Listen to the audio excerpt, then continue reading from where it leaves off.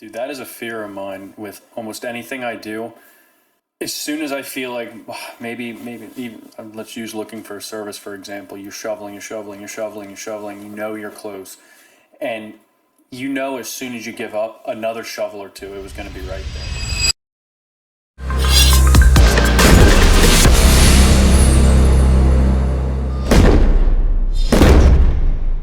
Hello, everyone. Welcome to the Dig Deep podcast. My name is Michael. I'm Sage. And here we are on another amazing episode. Today, we're talking about something that's pretty interesting. I would say that it's not. It's a good topic to talk about, a different angle that we usually hit most of our other topics on. And it's kind of hard to explain in a sentence, but more or less, it's different options that you could do when you're beginning your business, different routes to take. So depending on what type of business you're starting, we're primarily talking about real estate and blue collar work, I would say. Yeah, trades. It would be difficult to correlate this to something like, what would be something that would be difficult to correlate this Like to? accounting. Yeah, like, it would be kind of difficult Yeah, to. this is kind of one where you have the opportunity to deal with more people than the average, I would say, kind of like direct job, like I guess accounting and stuff like that. Yeah, and we'll be able to kind of elaborate on this more, and it'll kind of make a little bit more sense.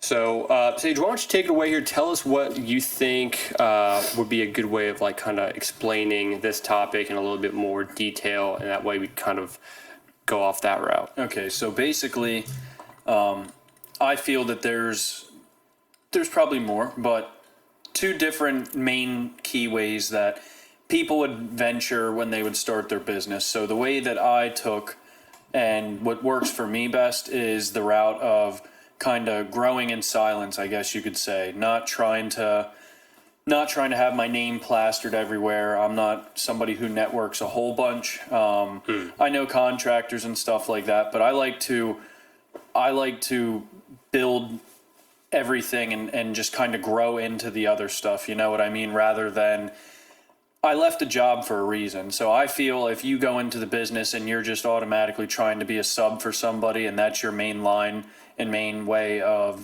generating work. Sub meaning like, what is that? Like a subcontractor. So you would be the person that follows behind a certain company that does something and you do a section of that work. So if you follow behind a concrete company, not all concrete companies excavate. So you could be a guy that follows behind the concrete company doing their excavation or in front of them getting it prepped for whatever. And you just do that kind of stuff. Okay. Obviously you can make your own prices and stuff like that, but It's a little bit harder to gauge that estimate because you're dealing with a person who does that shit all the time. It's not just a homeowner. You know, you're talking to a construction company. They kind of know what the prices would be for certain things. Yeah, there's probably more of a fixed market for that. You're obviously a sub, so you don't. You could always deny it, but I mean, again, if you're only doing this work and you're not building a customer clientele and making a face for yourself and you're just a face behind somebody else, I feel like that almost puts you back into some sort of a bracketry where you're depending on somebody else for your business, which to me, I don't really like that. I like to know that all of my stuff branches from me, and then if I want to do that work, I can always take a job from there. But I know my other branches of income are going to feed me because I've made that customer rapport. I've made kind of that name for myself where there's people that are starting to tag me on stuff on Facebook like 5-6 times. You know what I mean? Yeah. Whereas if you start doing that, you almost at one point or another, if you're only a sub for things and you want to get into really being a solo identity, you're going to have to hit that same point at some point, which is you're going to have to make that name for yourself. So I feel doing it right off the bat, building your brand and then getting yourself established. And then if you want to get out of the customer interaction and be more of a commercial type of deal, then maybe you could become a full-time sub if you have a good gig with somebody. But Yeah, that's kind of the interesting thing. Being a subcontractor for a type of labor job or whatever the case may be. yeah, It's good and bad. It's good because you're getting fed work. You're not kind of fishing for work, Yes. so to speak. So you have a little bit of security there, which a lot of people like. But you're pretty much just working a W-2 job, but you're just your own. You have your own health insurance. You're working by yourself, but you're being given the opportunities by Yeah. someone else that decides to give you those. yeah, you're on somebody else's timeline. You're on somebody else's job. They're doing it their way. You know what I mean? They got all the shit, like they got the job, they were able to put all these pieces together, and you're just one of the pieces. Yeah. Which is good, just for that consistency, the income, you're working on your own time frame, because you kind of know how the job works. As long as the job gets done, that's all I can imagine really matters. Mm-hmm. So you don't have to clock in, clock out per se, but at the end of the day, you're still working for someone. Yeah, and this isn't like that's not a bad thing. Like there's Yeah. some people that hate dealing with customers and they love the commercial side of things, like site prep guys. They just go around and they prep work sites for like buildings and things like that. They're a sub to whoever the builder is, but they have their crew. They go out, they work with each other, they set everything up and do whatever their contract is, and on to the next one and stuff like that. But I feel like, again, some of those guys are just like site prep dudes. That's a very specific field. Like they just do that stuff. But like I said, this isn't a right or wrong thing. It's just kind of what to expect going into each thing. You're kind of trading one thing off. You're trading that security off for, I guess you could say, having that name for yourself and that exterior driving force for your work. You know what I mean? Yeah. Your people desiring you to actually work for them. Yeah. So this kind of really, it kind of comes to the question where it's, should you choose to network and kind of struggle more to find those jobs and to do it on your own? Yeah. Or would it be better to take the excess from other companies and make your money and build your name in that way? And like you already said, there is really no wrong answer. It's just the avenue that you want to take, Yes. Just like water, you always want to find the path of least resistance. But we're a little bit more complex than that. You want to think to yourself, it might be easier this way, but at the end of the day, you didn't start your own business for it to be easy. Yeah. You started your business knowing that there's going to be a struggle. It's going to be difficult, but at the end, it will be easier than what it was when you first started. So are you just taking a shortcut, subcontracting? Because then you're really limiting yourself. I feel like you're going to be limiting yourself on the potential that you could be or you could have been if it's past tense, Yeah. So if it was me, and I guess you can correlate this to real estate as well, and if it is me, which it is, I would personally, and this is, you really want to hyphenate the word personally because it all varies. Yeah. I would not want to do that. I would want to build a name for myself. I already came to the mental headspace, read the books, got the right mind frame or headspace to pursue this. I'm not going to just, cut a corner per se or shortcut it just to be getting things handed to me by someone who already did it the hard way, the way that I should have done it to begin with. You know? So like with real estate, it could very well be, it could correlate like this, do I want to speak to a flipper and get their jobs that they don't want to do or they have too much of, and just primarily talk to one flipper that does a really good job, and that's how I get my deals? That can work because once you purchase those, they're your buildings, they're your own income. You can do it like that. But worst case scenario, if that person decides not to give you those anymore and you want to then pursue what you've already wanted to pursue and you got to find it a different way, then you're kind of handicapping yourself. Yeah. So it's like, fuck, man, now I got to a position where I'm able to kind of get a couple houses. I like the way this is moving, but now my golden egg's gone, so now I can't do that anymore. How the fuck am I supposed to get another house? Yeah. How do I? You have to learn that. You have to learn that self-sustaining process at some point. At some point, yeah. So when do you want to do it? Do you want to do it in the beginning? It's going to slow down your initial progress. It might kind of make you a little bit upset, maybe a little bit discouraged. But I opt to do it that way.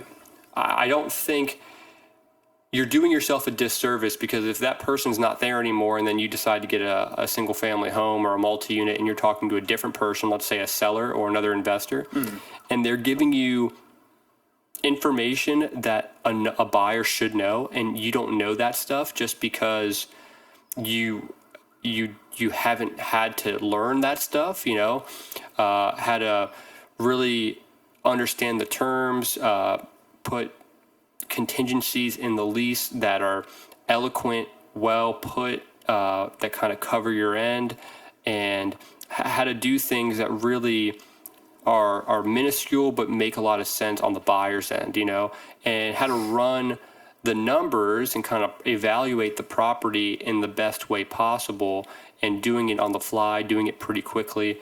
If you're being given units that are already good at cash flow, or you're being given those units from a property owner or from a flipper that already kind of knows what the cap rate's going to be and the cash on cash is going to be, it's good for you because you're getting that quick money. You're kind of getting that quick unit, but then you don't know how it happened. You know? So I can imagine it's the same, with working any blue collar job or any excavation or concrete work. It's like, how do you talk to a customer then if you were doing subcontracting the whole time, this subcontractor is all of a sudden hitting a slow season, or this contractor is hitting a slow season, and they don't have any work to give you? Now you got to go find some stuff on your own, and you don't even know how to talk to a customer. You don't know how to network yourself, except because you've been working with this other contractor for such a long time, you forgot all those, or you never learned them, Yeah. So. Yeah, each way has its pros and cons, like I said. It all just boils down to the personality thing, or the personalization thing, like you said. If you're somebody who likes to deal with GCs, get calls, site prep, know exactly, like, this is what we do, you know what I mean? This is our tasks. I feel like a lot of people that are strict subcontractors, they're like, we do this, and this is all we do. Like, they see something in the ground that isn't involved with their job, not my problem, you know what I mean? This is our task. I feel like that's when you get into, like, building houses and stuff. You always hear people making jokes about, like, oh, the electricians hate the plumbers, hate the HVAC guys. They're always fucking each other in some way or shape or form. But yeah, man, like I said, I think growing, maybe not in silence, but, like, really focusing on getting your name out and not trying to piggyback off of somebody else who's successful. There's nothing wrong with doing that. There's nothing wrong with talking to somebody who is more successful than you, more eloquent, like you said, in the whole scheme of what you're trying to do, to get tips. But I don't personally think that you should reap any sort of rewards just because of your relationship with them when it comes to your business, because ultimately that would be hurting you in the skills you need to develop to get to where they're at. 100%. I've talked to people, and it's not very often, but I've definitely talked to people that were given their units, or they've been given a couple of their properties from someone else, and more times than not, they have the drive to learn everything, and you can't tell. But on some situations, someone who has 1, 2, 3 units and they were given from, like, a dad or something, and they're like, oh, I'm a real estate investor. They have it as their fucking Instagram handle. And then you talk to them and I'm like, you're like, ooh, dude, like, you don't know anything. You don't know anything. The way I'm talking to you, the way you're answering my questions, I can just tell you're so green in this whole thing. And it's like, dude, I hope you don't get a problem where you have to think on your feet, because all of a sudden, you're not going to be able to handle it, because you You haven't been put in those pressure cooker stress situations. And it sucks because you're hurting yourself, dude. That's the thing. You're hurting yourself when you do that. So maybe we're thinking too deep into this one topic. Maybe we're not. But maybe subcontracting or being given those things from a higher power, so to speak, is bad.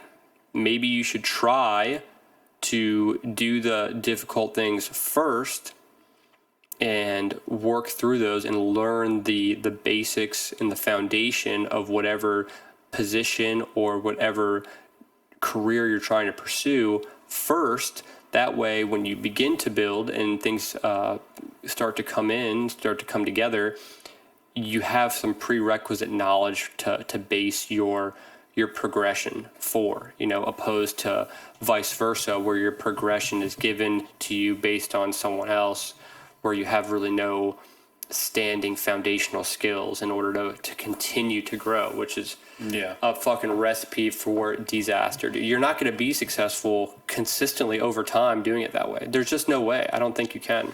No, you need every skill you can get, and like I said, unless you're building a business specifically to just do those singular tasks, it shouldn't be hard to be able to find bodies to fill such limited kind of tasks that need done, you know what I mean? But as soon as you start stepping out of that, it's a whole other ball game. Like, I don't do much subcontracting work. I know when I do work with GCs and stuff like that are used to working with guys that are doing subcontracting stuff, I feel like an idiot sometimes because I just don't know the way they operate. You know what I mean? There's like you said, there's things with the real estate stuff where you talk to somebody for a couple minutes, you know kind of what they're about or what they know, how green they are to the whole thing. Like sometimes I'm green as shit with that because I always do residential stuff or I just do work that's just me finding it, me dealing with the customer, me doing all that stuff. So when I'm not given that whole thing and just like, oh yeah, we need you to do this part because they're going to come in and do that almost sometimes starts melting my brain because like sometimes it doesn't make sense the order they want it done in, and then I'm like, well, I'm just going to be fucking fixing it again or doing it again. Why would we do it like that? But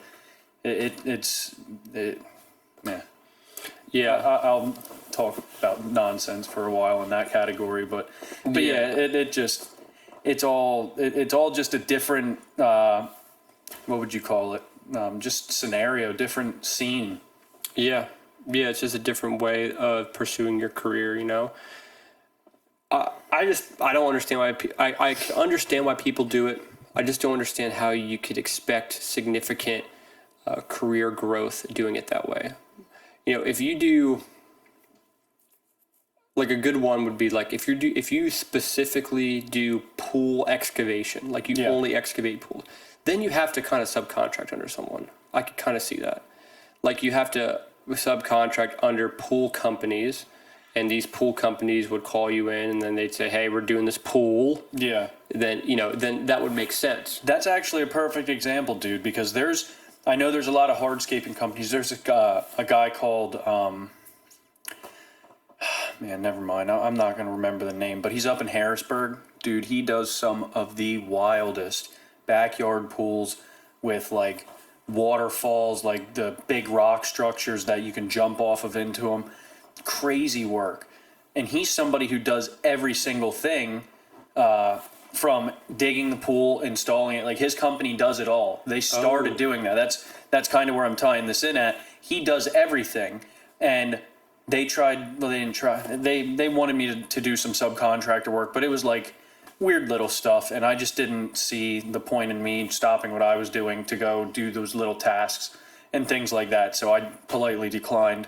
But there's guys that'll just dig the hole, and then there's a company that comes in with the crane and just sets the pool. There's people that come in and then just do the plumbing for the pool, you know what I mean? There's a concrete crew that'll probably come in after all those guys because none of them do concrete. Like, those are two very great examples to show like the differences between the guy who does start to finish $200,000 jobs with his company and the people that piece the $10,000 part or the $40,000 part or the $6,000 part for each company. And that's what each company is they know that's what they're going in there to do. You know what I mean? And they're limited almost in their revenue because they're depending on the size of the pool or the size of the concrete and stuff. And I mean, I know that's with every job, but like when I look at it, I see you're cutting up the pie into like 8 different pieces when all 8 pieces really aren't that hard to do once you do it a time or two. Like, sure, digging a big ass hole and putting a big prefab pool in it is probably, I haven't personally done it, but I mean, the first one I'm sure is a little nerve wracking. You know what I mean? There's a bunch of stuff to worry about, but you do 1 or 2 and you're like, oh shit, well that's how that was. Okay, now I have that skill under my belt. Now I don't have to sub that out. That's an extra $8,000 I can charge. You know what I mean? Like the benefits, in my opinion, and my thought process with all of it is they just far outweigh skimming myself on stuff just because I just want that guaranteed, or I know somebody's going to have this, or I just wait for a call. You know what I mean? It all depends, I feel like, on the level of effort you want to put into what you're doing. Yeah, especially if you actually left your job to want to create a company that does in-ground pool installations, and then you get your excavator and you're like, well, I'm just going to subcontract myself and just do the excavation work. It's like, yeah, it's a good way of making money, but you wanted to do this and you're only doing part of it, you know, just because you feel like you have to because you're afraid to fully commit yourself or whatever the situation may be. Yeah, and this isn't, again, neither one of these options is bad. This is strictly just kind of different thought processes and kind of outcomes that you would expect doing things a different way. So hopefully no one thinks that we're talking down if anybody is just a sub, if anybody is just a specific, they do just the concrete, just to this, just to that. This is just us talking and just being real about the different limiting factors of being just those isolated task workers compared to the big picture. Yeah. Another good example would be I've met home contractors that want to buy real estate, but they just settle with doing the construction work. It's like they just settle doing the repairs. It's like, dude, you are doing the hardest part. All you got to do is learn how to buy them, you know, but their personal life or their personal circumstances kind of prevent them from doing that. And it's frustrating because it's like, do you have all the makings of being a perfect, investor or home, restoration and then resell, or home restoration, refi and rent, or whatever the case may be? You have the biggest, like 80-70% of the pie is that, you know. So if you're able to do that, it's like all you gotta do is just learn this other small percentage, which is, you know, just like understanding the metrics and understanding how to invest in real estate and then saving the money, which can sometimes be, since it's the smallest part of the pie, sometimes the most difficult. But you have a big foundational pro that you already have, but you just don't fulfill the rest of it. And it's a little bit frustrating, especially because they want to buy real estate or they're renting and they're living paycheck to paycheck. It's like, man, that's just like, you're so close, but also you're not. Yeah, that, I feel like that specific example of somebody who does housework and wants to buy real estate, like their occupation is usually what puts a real estate person, I feel, in a very bad situation by having to fix the things. To be able to be self-sufficient like that, I can imagine thousands of dollars are saved with somebody who can actually just fix and do everything, even if it's not the best quality. I feel like you'd be far surpassed an average Joe Schmo trying to sub stuff out and stick to their budget. You know what I mean? Because usually you would probably go in there expecting to have somebody come in and rehab, and you'd be going up against people that I would assume are pricing the house that you're trying to buy with a contractor with them, like, hey, we got to change this bathroom, we got to do the kitchen, we got to do this. What do you think it's going to be? If you're skilled enough to do that and just want to take on that extra little bit of the pie, dude, you're way ahead of the game, I feel. Yeah, that's true. It's just confusing, man. I don't really understand it all. Dude, there's so many different ways to run a business, and none of them I feel are, well, I'm sure there are wrong ways. Obviously, if you're losing money and stuff, but Yeah, if you're losing the money, then I would say that's probably a Yeah. wrong way to do it. You're probably doing something that's not beneficial for the yeah, a company. little too spend happy, a little, yeah, whatever. But yeah, no, dude, like this kind of stuff, I feel like running a business is as personalized as the car you drive. You know what I mean? There's so many different things you can tweak to make it the way you want to have it. And obviously, a lot of those things, I feel like they come down to what kind of route you want to take with everything. You know what I mean? Yeah. Yeah, that's a good point. Yeah. Not really. It's just kind of an interesting concept because it just seems as if people would want to put their best foot forward and do all of it. But I don't know how it works subconsciously, but sometimes they just fall short. They realize that they're there, but they're not 100% there, but they're able to kind of be like 1 foot in, 1 foot out. And that's just the way their life is, and then they end up just working in that way, which, it is what it is, I guess, but I just feel like you're so close, like it's like you're digging for gold, and then you're like halfway there, and then like a couple more hits, and then you're like hitting gold, but you just stop and turn around. You're like, I'm done digging for the day. It's like kind of one of those situations where you're like, dude, like you could, like just like, you could do it. Dude, that is a fear of mine with almost anything I do. As soon as I feel like maybe even, let's use looking for a service, for example, you're shoveling, you're close. And as soon as you give up, another shovel or two, it was going to be right there. Ugh. And I've had that happen a couple of times when I started Dolly, and Johnny would come over, and he'd dude, would you find that yet? We're like, dude, it's not here. And he'd take 2 shovels, and I'd be shoveling for like 20 minutes straight. He'd take 2, and he'd be like, you fucking kidding me, dude? It's right here. And it'd be right under where I stopped. You know what I mean? Oh, man. A couple of those times, I'm like, every time I think I'm going to stop, dude, I know it's right there. So the last time I did that was up in York, and that was when I had that crazy big hole open looking for that water line that dipped down with the sewer. Dude, I felt defeated when I finally gave up on that, which I was in the right direction, but I was like still 2 feet off because it was 6 feet down for some reason.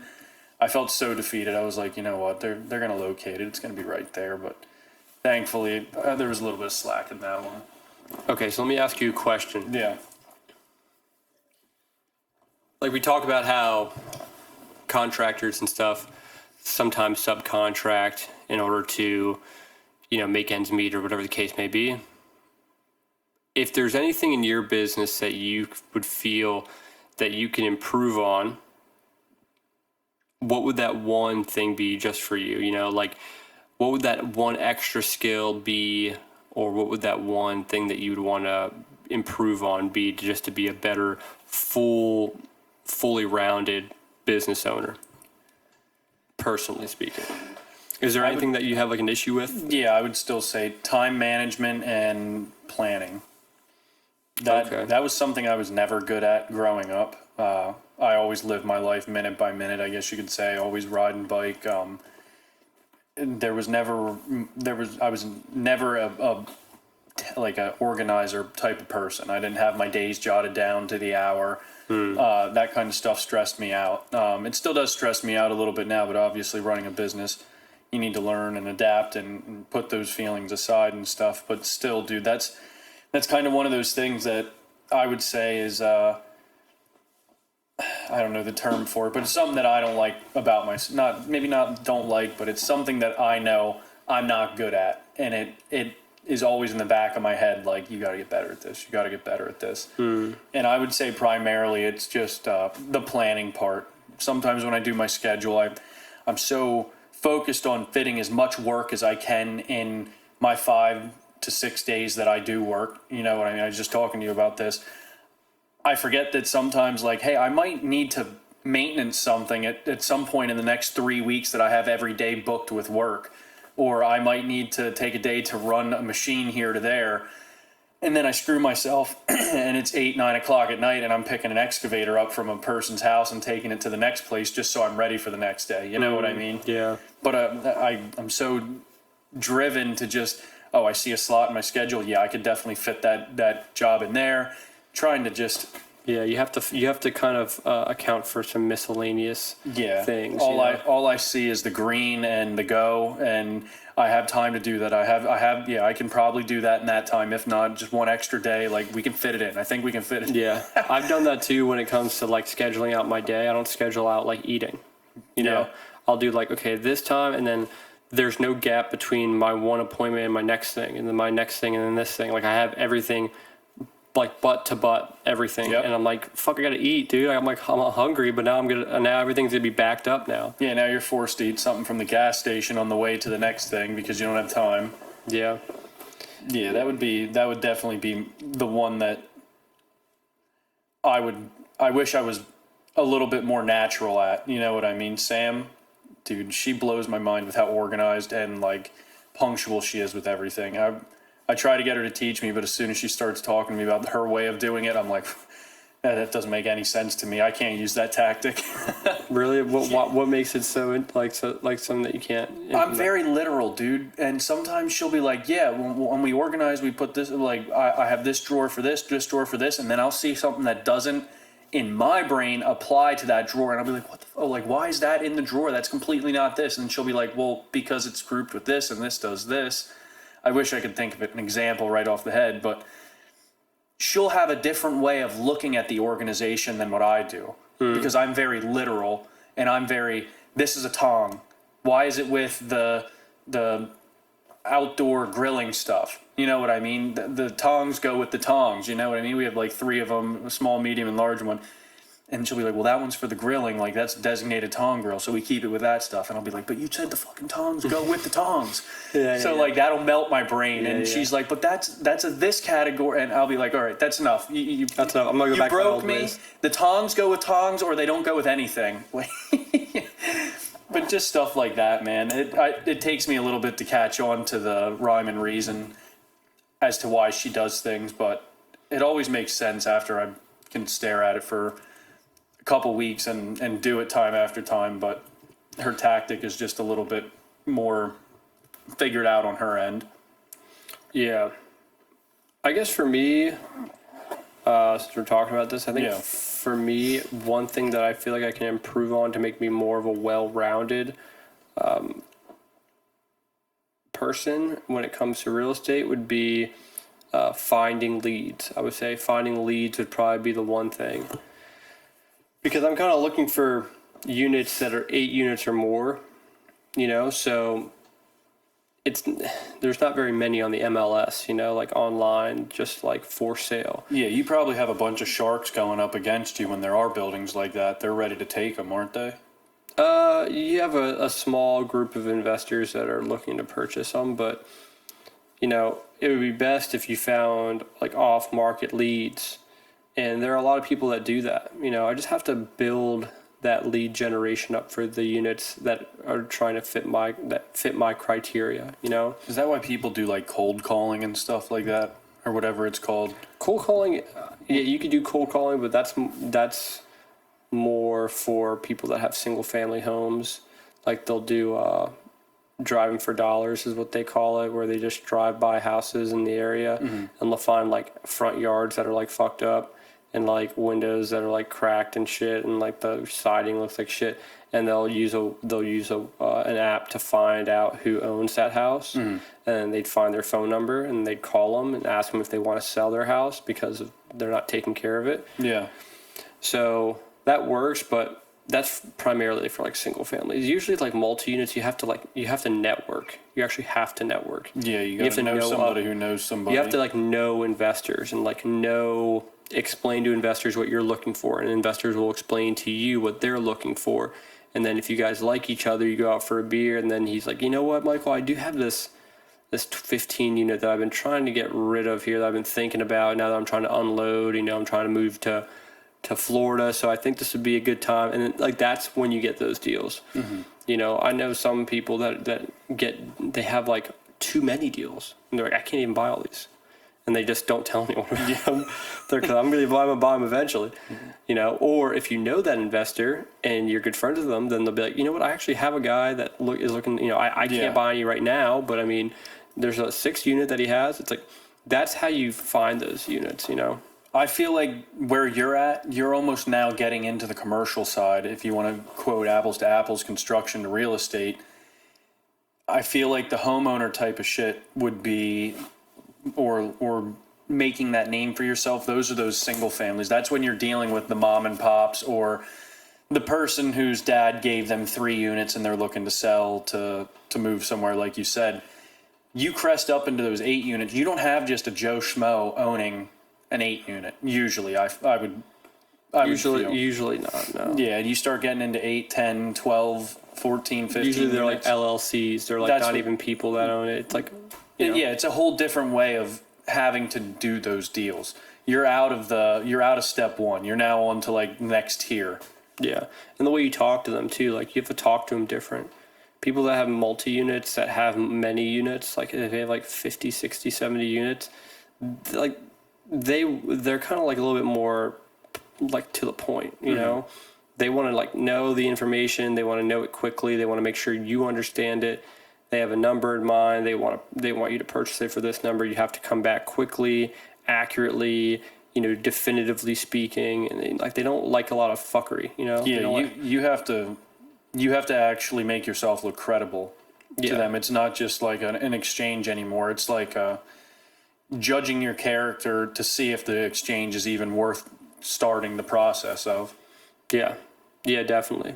Like if you have an investor who wants to cash out all their units, like they want to unload and they want to unload like a 15 unit or whatever, and it's fully paid off, and they're like, I'm looking for an all cash deal, you know, this, that, and the other. You kind of have to like speak to them in a way where you have to make them realize something for themselves, you know. So like you don't want to give them, you know, whatever. Let's say it's a 15 unit. Let's say it's a nice 15 unit. Let's say it's 1.6 million.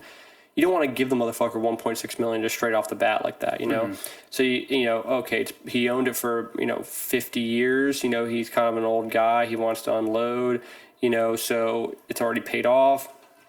I have to explain to him that I want to have owner financing. I want to purchase a house for this price. I want to have the debt with him. I want to pay him monthly. That's going to help him on capital gains taxes. He's not going to have to pay as much back for taxes. If I give him $1.6 million right off the top there, he's going to get dinged a lot more via taxes. So if I give it to you in increments, you know, you're not getting hit as hard. And I have to explain that in a way that he's going to understand it, and I'm not overpowering his thought process with mine. I have to make it organic, and like there's a lot of moving pieces opposed to a single family where it's just like, I want 70,000, and they're like, I will give you 60,000, and then it's like, okay, and then it's just we'll do closing here soon. Yeah, it's like it's a different thing because like they, you know, and then you could get like whatever kind of loan for that.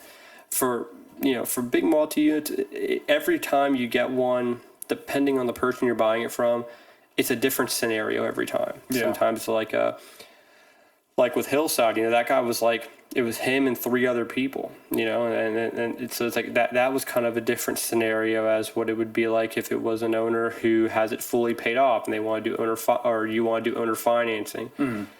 I had that situation with the Cumberland Street property. Yeah. And that one didn't work. You know, that one, someone jumped on it after me, just gave him like a hair more than me. And the guy was like, whatever, dude. It's like, he got it, you know. And I was like, oh, that one sucked too. But it's like, I remember that one.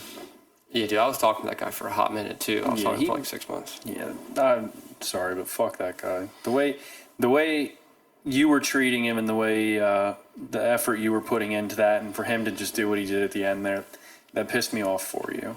Yeah. But I like Hillside, dude. It worked out. Hillside's nice. Hillside's nice. Would have been nice to have both. Yeah. Well, Soon enough, we'll have. I was gonna say, maybe the guy who bought it, he bought it for more than you. Maybe he wasn't as wise. Maybe he's on his way out or on his way to have to unload it.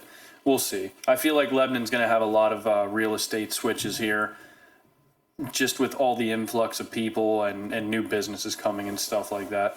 I don't know if that's true based on the facts behind. I know you guys monitor and can see like kind of the turnaround rate of properties in the areas and stuff like that. Is that correct?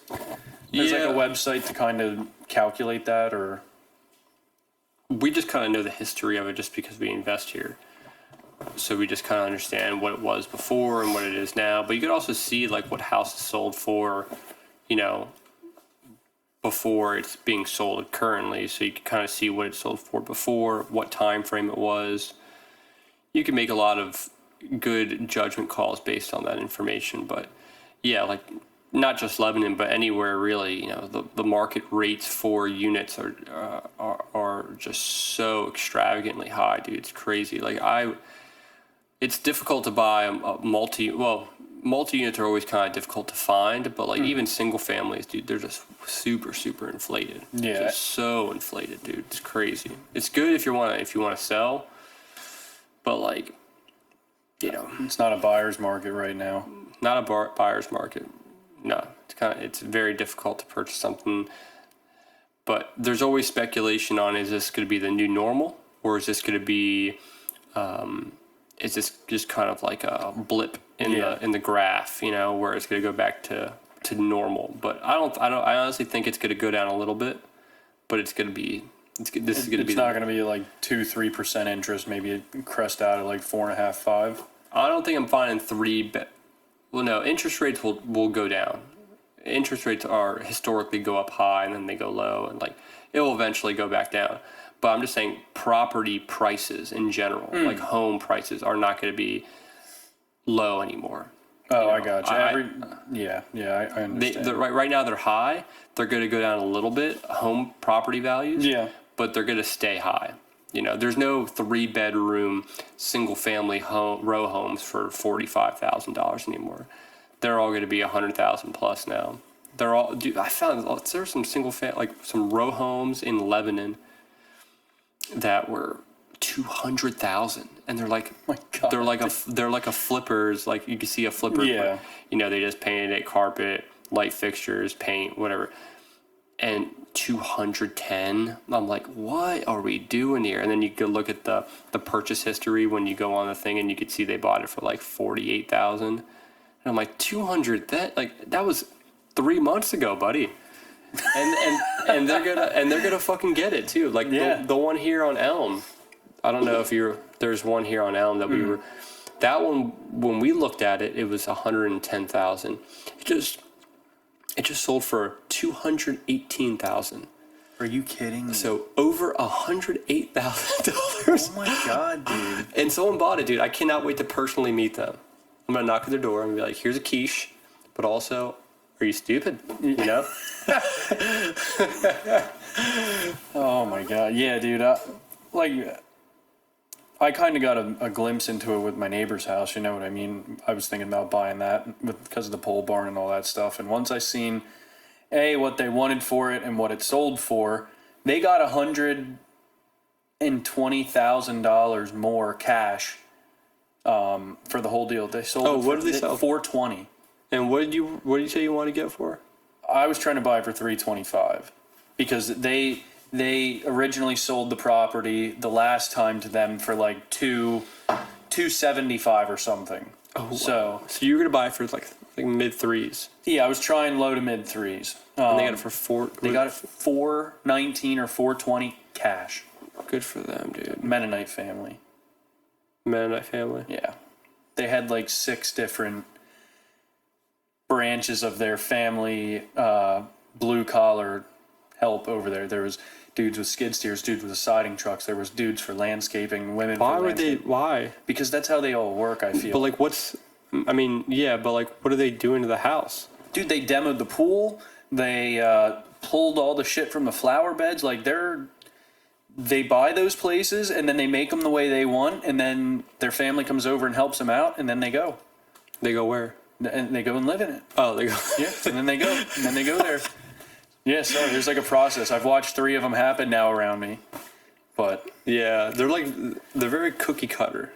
Like the way they all have their little division. They have a carpenter family member. They have an excavation family member. They have a plumbing family member. I mean, like the actual, like what the home looks like. yeah. It's like flower beds. Flowers, very nice, very Yep, edged, edged. mulch, perfect. Yep. Yeah, they Space. They have Backyard, just flat. Yeah, but Mennonite people are definitely very, very prim, very proper, very clean, organized. So it would make sense that they do it kind of all the same. All the houses are kind of the same. Yeah, when they sold John's house, they gutted everything. They pulled the trees out they wanted out. They did everything in like steps, and they all had a certain family member come, because the guy who lives there, I met him. He's cool. He's cool, and he's a really nice guy. But he doesn't do any of the stuff that was done. He doesn't do concrete. He doesn't do this. He doesn't do that. He had family come over. They reformed and poured steps. They fixed everything that he wanted fixed. And I'm sure they didn't do it for anything, because they kind of trade off those tasks for each other. You know what I mean? They save a ton of money, I feel, because they just have family that they have help them out, and then they help them out, and then they help them out. And it's all just kind of one of those things that they just do because it's for the greater good. And then they buy houses $420,000 cash. You know what I mean? Like, Good for them. yeah, they got it figured out. They're smart. They're very smart, and they're handy. What does that guy do for a living? He does something, I think something with machining. I talked to him like twice, and don't quote me to it. I forget his name. I told him straight up, I was like, listen, man, first couple times I see you, I'm going to ask you what your name is, because it's going to take me a little to remember. I got to get used to it. He's like, so please don't take offense to it. But yeah, I believe he does machining or something like that, fabrication. But yeah, I haven't met the one straight across the street yet. Like I said, I've just been watching their progress with everything, and Good. they get her done. Yeah, man. Is there anything else you want to talk about when it comes to the different options of starting your business, and what to expect, and what kind of path you want to lead when you begin to start that process, or anything else? No, I mean, just to summarize it, ultimately just do whatever works best for you. If you feel safer doing a more secured route like that and being a strict sub, or meeting somebody who supplies you with your resources, so to speak. Yeah. If you have if you can trust better than I can, and if you can put your faith in somebody else better than I can, then yeah, obviously that's a good choice for you. If you're somebody who needs to have every part of it being controlled by you, or just doesn't trust that it's going to get done to your liking, or give you enough opportunity to give any or delegate anything to anybody else, then I would say dive into everything from the ground up. Learn all your different skills you need to be well-rounded, and just attack it from there. Yeah. I'm gonna say something quite the contrary. I'm gonna say try not to be a sub if you don't have to be a sub. Yeah. That's what I'm gonna say. I think that you should try as hard as you can to do the business that you want to do to its fullest capacity, and try not to settle for mediocre if you don't have to. Yeah. If you decide to be a sub because you did not want to fulfill the totality of your career path, then you're a failure. That's what I think. Like, you decided to take the short route and decide to do sub work because you didn't want to fulfill your actual full your full career. You ended short because what? You just couldn't. You didn't want to take it. Yeah. I don't know. So I think pursue your career to the fullest potential. And there's going to be setbacks, and it's going to be a pain in the ass. It's going to be difficult. You're going to contemplate taking the easy route, but depending on how big your why is and how strong you want to pursue it, I would say try your hard to dig deep and to pursue that to the fullest capacity. That would be my advice. I would 100% agree. Nice. Yeah. I'm glad you do. 100% agree, man. Don't want to hurt any feelings, but yeah, if you're not... If you're a sub and you wanted to be a sub, then be a fucking sub. You know what I mean? Yeah. No, but if you're just being a sub for that other reason, then don't do that. Yeah, if you're starting out and you're faced with those two things, I would definitely say that you should stay away from the subcontracting because you have way too much to learn. Otherwise, you're just basically working for somebody else with your own name attached to it, not somebody else. With your own machine, and with your own expenses, with your own health insurance, with your own fucking everything. Everything is your own. This guy's just paying you a measly wage to do that specific job. Yeah, and if you're established and you start getting into the sub work or whatever, like that's one thing. You refined yourself and now you put the work in and now, you should be able, at any point, you should be able to choose what you want to do. If you put the work in and you're ready to just relax and take a little bit easy and just be like, yeah, just give me what you give me. I'm sitting good. I have my life a little bit where I want it. I'm not trying to go as hard with everything. Then that's good. But starting off, I really think you need to fucking attack that thing head on and take every bit of feedback that it gives you. Or you're just setting yourself up to learn that lesson down the road when something doesn't work out, that you have your faith in somebody else and things that they're doing. That scares the shit out of me. Yep, I agree, man. Thank you, everyone who's listening so far. I appreciate all your feedback, and we're excited to continue to give you this content free of charge. Yes. And we just love doing it, and we just love talking to you guys, and hopefully things blossom even more and get even bigger and get more listeners, and that's it, Heck yeah, man. Dig deep. All right, take care, everyone. See ya. Have a good night. Hey guys, thanks for watching the Dig Deep podcast. It would mean a lot to us if you could go to our platforms, Apple Podcast and Spotify, YouTube obviously. Give us a rating, good, bad, anything. This is what helps us get everything out. This is what helps us kind of spread the word and achieve the goal that we're trying to get by reaching out to anybody that needs us. So please, we want honest, real feedback. Like, comment, subscribe on YouTube, all that good stuff. Our merch store, the Dig Deep Podcast.myspreadshop.com, and our Instagram is the Dig Deep Podcast. And then, of course, we have our email as well, which is thedigdeeppodcast@gmail.com. You can send us questions. We would love to incorporate questions that you guys send us to the podcast. We'd like to mention people by name, and we want to learn from you guys and hopefully teach you guys as well. So, yeah, as always, guys, keep digging, and we'll see you on the next one. Thanks so much, guys. Take care.